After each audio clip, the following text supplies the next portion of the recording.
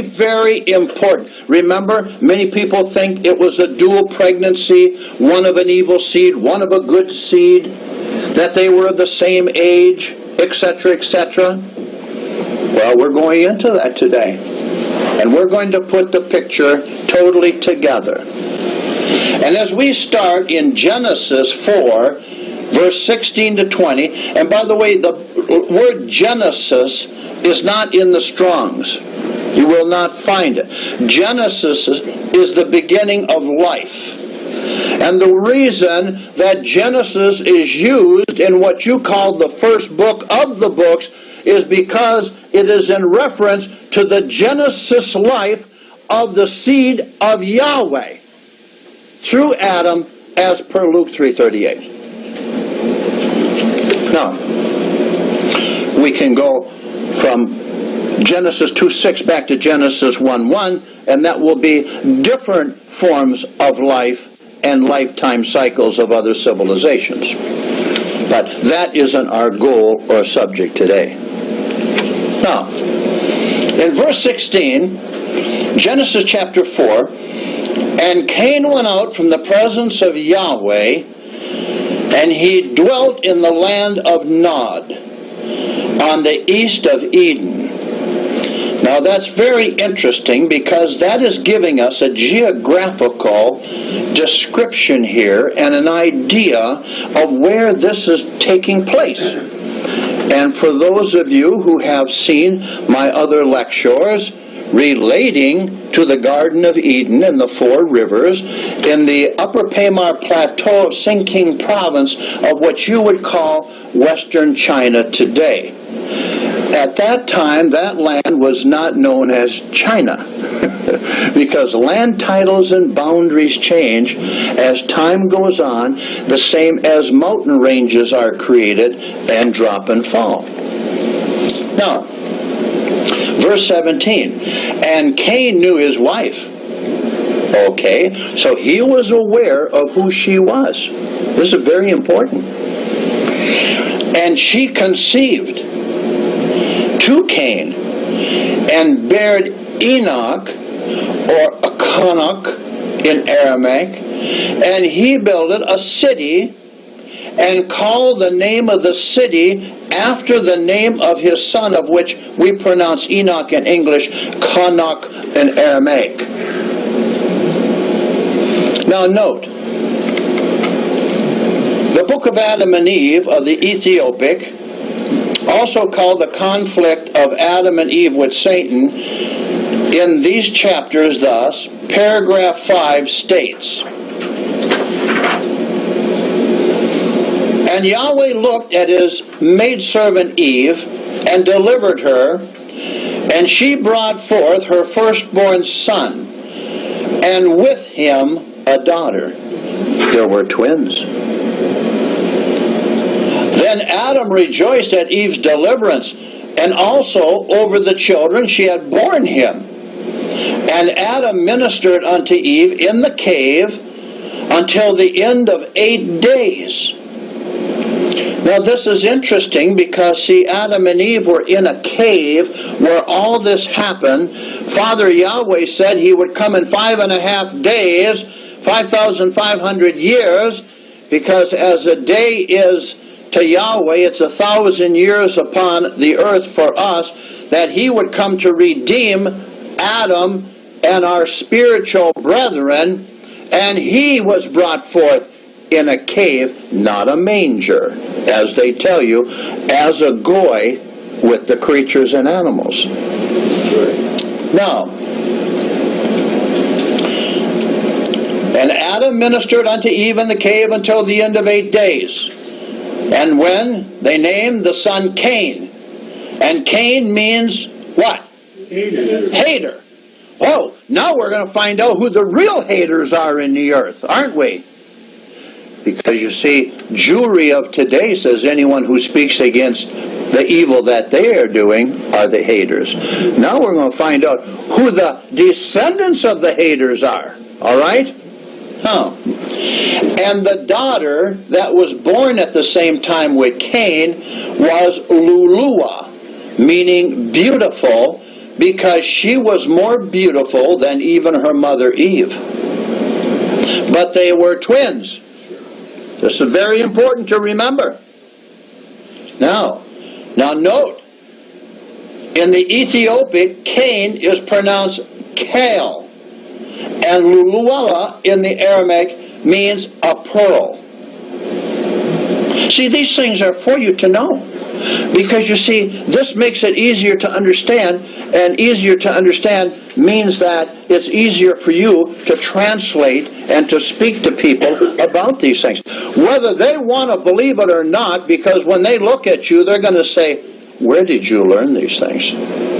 My minister in the Lutheran Church doesn't teach me this. The Church of God doesn't teach you this. The Baptist Church doesn't teach this. In fact, all of organized religion doesn't teach this, because they don't know it. They aren't supposed to know it, because they're not to speak the truth, because then true Jacob Israel, the white European men, women, and children, and the nations thereof would be awakened to who they really were. Now, in verse 18, and unto Enoch was born Irad, and Irad begot Mahuziel, and Mahuziel begot Methusiel, and Methusiel begot Lamech. All right? Now this is important, because we just said there was an Enoch born back here. Now why is that important? Because you see, in these 66 books, there's 2 Enochs that are mentioned. The Enoch of Cain's seed and the Enoch of Seth's seed. The Enoch of darkness and the Enoch of light, the light seed, through Seth, who was Adam's son. See? And Ezra the prophet said that the seed of Seth, as recorded in the family tree of Luke 3:38, was the holy seed. That's right. The seed of Cain was never called the holy seed. It was called the cursed seed, the children of perdition. And the children of perdition is Jewry of the world today, of Esau, Edom, and they atone to it in their syndicates of Gog, and they know through the Jewish Encyclopedia of 1925, volume 4, page 25, states that Esau, Edom is modern Jewry, the seed of the serpent. They know these things. But it's just that our people don't know who we are because of organized religion.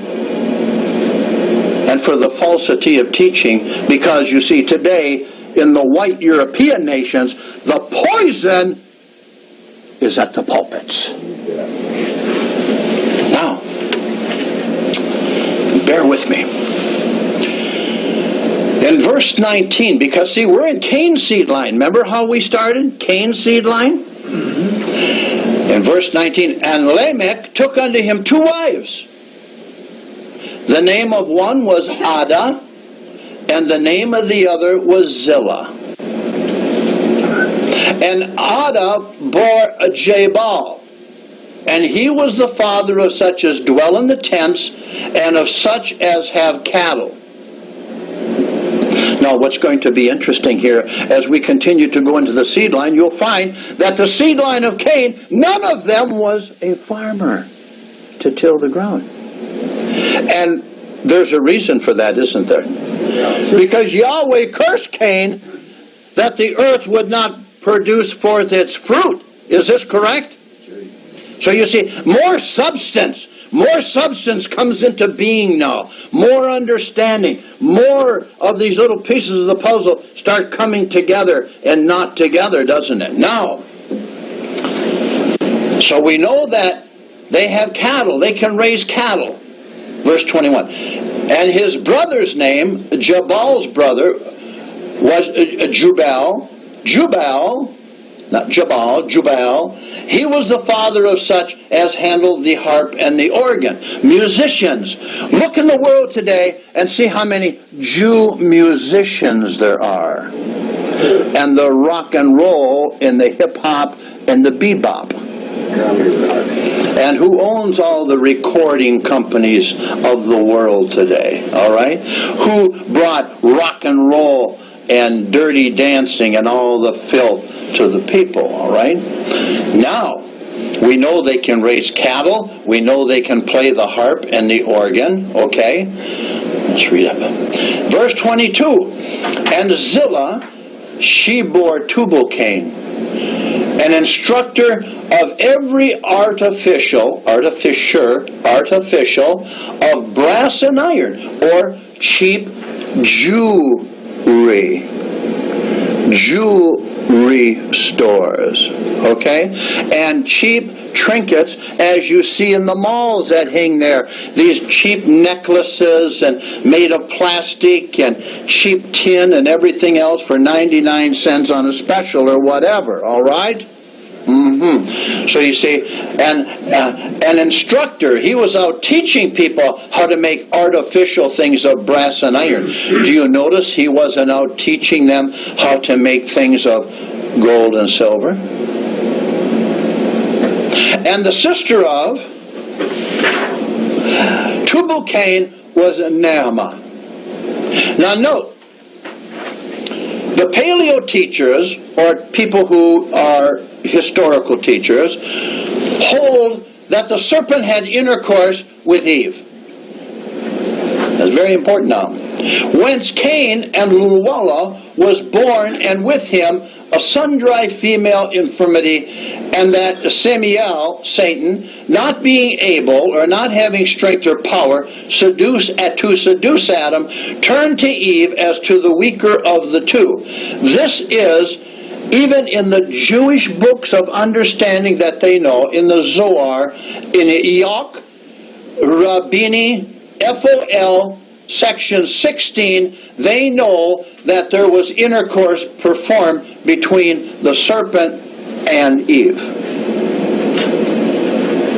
Now I know you have gone out there and explained things to people that it wasn't Eve eating an apple, but it was a pear on the ground, okay? Satan and Eve, right? And that they are called, okay? And they laid together, and they brought forth an evil seed, and his name was Cain. But it's very hard. It's very hard when you learn these things. See, many of these things, as you get them and gather this information, the pieces come to you and say, oh, wow, is this something? I've never heard this before. But the reason you haven't heard it before is because there were deliberate plans to conceal it from you, to make sure you didn't have the opportunity to hear it, and keep you immersed in Judeo-Christianity, where the Jew was the master instead of the villain. Okay? Now, next please. And Abel and his twin sister, Achlamia. Now this is taken on a whole different perspective here. So there were two sets of twins. Cain had a twin sister, and Abel had a twin sister. Now, if they were all in the womb together, Eve must have been pretty big. But that was not the case. All right? And they were born 2.5 years after Cain and his twin sister, Luluah. So, it wasn't a twin pregnancy. Cain and his twin sister came first, through the seduction by the serpent, all right? And 2.5 years later, Abel was born, but he was born from an impure womb. And remember, the seed, the life is in the seed. Abel's seed He was born from an impure womb because it was only 2.5 years later, and Eve did not have the 7 years of gestation, because it takes 7 years for all of our body cells to be replaced so we can be renewed. DNA. All right? Now, if some of you heard this in Sunday school when you were young or in your churches before, I apologize, okay? Now, so here we have 2.5 years after the birth of Cain and his twin sister. Here comes Abel and his twin sister. Now you say, but that's not in my Bible. Well, it's not your Bible anyway, because Bible is a Catholicistic term. Unless you want to be a Catholic. And I don't want to be a Catholic. That's why I don't refer to it as a Bible. I refer to it as the books. Because these 66 books have many different authors, and the authors are of the white race. There's no authors of these 66 books who are Asian, African, Eskimo. Oh, isn't that interesting? All the authors of these 66 books are what you would call white Europeans today, not Jews. 66 books, and in these 66 books, we don't even have the Apocrypha, which are many other books to cover the other 429 years. And they were all white authors. Now, let's continue, because this is getting exciting. Seth was born 7 years after Abel and Achlamah. So being that Seth now was born 7 years after Abel, is telling us that Eve's womb was now clean. The gestation of her womb became clean to bear good fruit. Remember the parable of the sower? And Seth took Abel's twin sister as a wife. So she was older than him. Now you say, yeah, but Abel's sister was born from an unclean womb. That has no bearing here, because fleshly she was pure. It was that Abel's seed was not right to cleanliness. Okay? Please. Now, Seth. Now we can go to Seth if you went to Luke 3:38, okay? Because it says that Adam was the son of Yahweh. Is this correct? Yep. And then it says under him, and Seth was the son of Adam, and Adam was the son of Yahweh. Is this correct? Sure. Yes. That's correct, thank you. So Seth was 20 years old when his son Enochs was born, and Achlamah was 42 years old. Next, please. And Abel was 15 and a half years old, and Cain was 17 and a half when Cain murdered Abel. Are we getting some pieces put together here? Are we starting to understand time phrases here and phases of time that are very critical in understanding the process? Not supposition, not theory, not I think, oh maybe. We're laying it from the Aramaic through the Ethiopic right on through Syriac writings of history. About 10 years ago, I ran into a party and I was talking to them, and we were on a very elementary conversation level about what you would call the books. And they said to me, "Would you like to come to our Bible study?" And I said, "Well, what do you study?" "Well, we don't study in the Old Testament because we don't understand that. I said, okay, well then let's take that half of the book out. What do you study? Well, we kind of study just a few different verses here and there. But would you be interested to come? I said, no, I wouldn't. And they said to me, well, why wouldn't you want to come and study with us? I said, because you eat pig.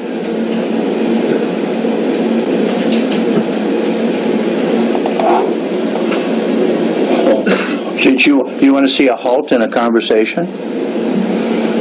I said, to eat the swine is an abomination in the eyes of Yahweh.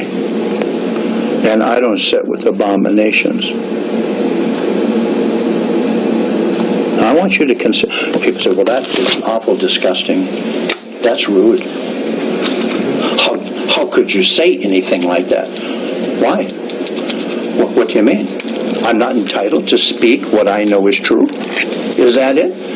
Or am I to bend? Am I to bend? And then we bend some more, and then we give more, and then we bend some more, and pretty soon we're sitting at the table eating with them, inviting them into the house to have their pig burger?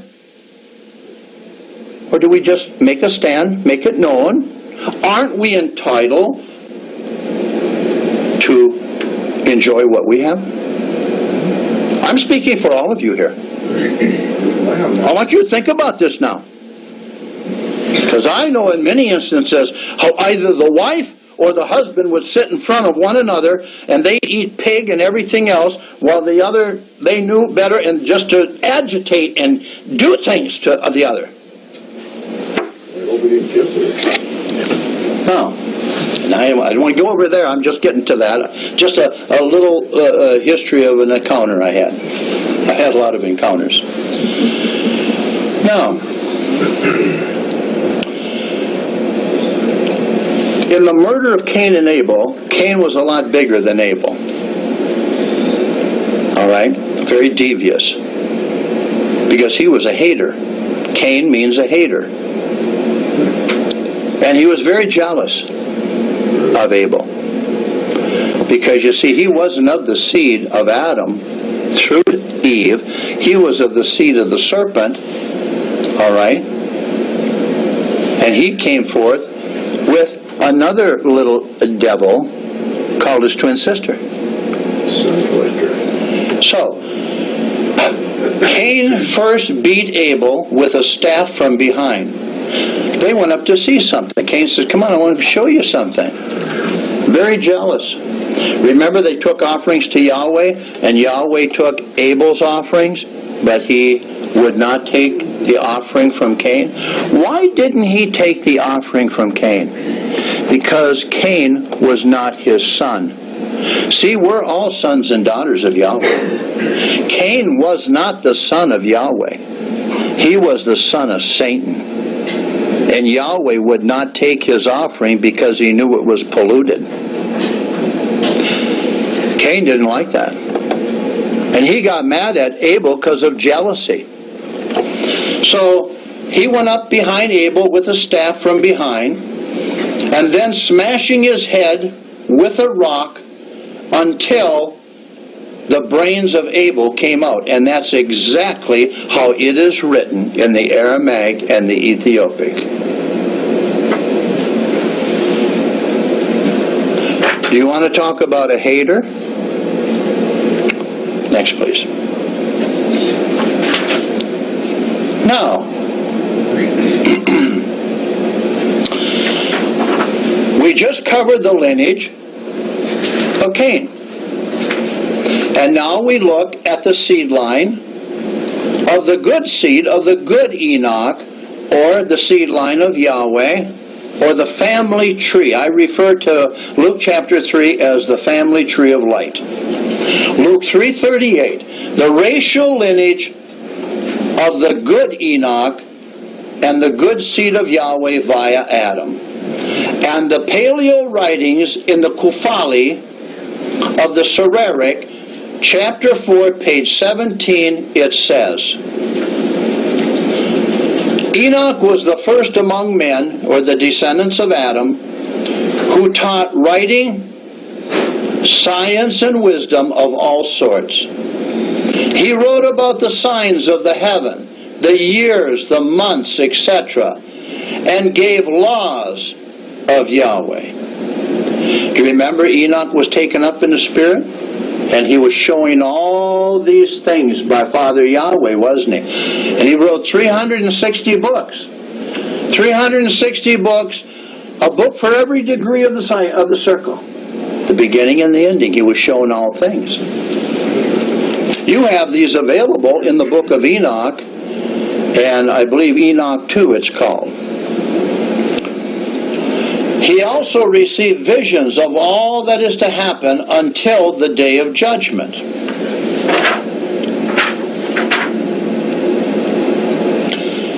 Now, what you call Jews of today are the Canaanites of the bad seed, or we can say this: the Jews of today are the descendants of the hater. And an apple doesn't fall far from the tree, does it?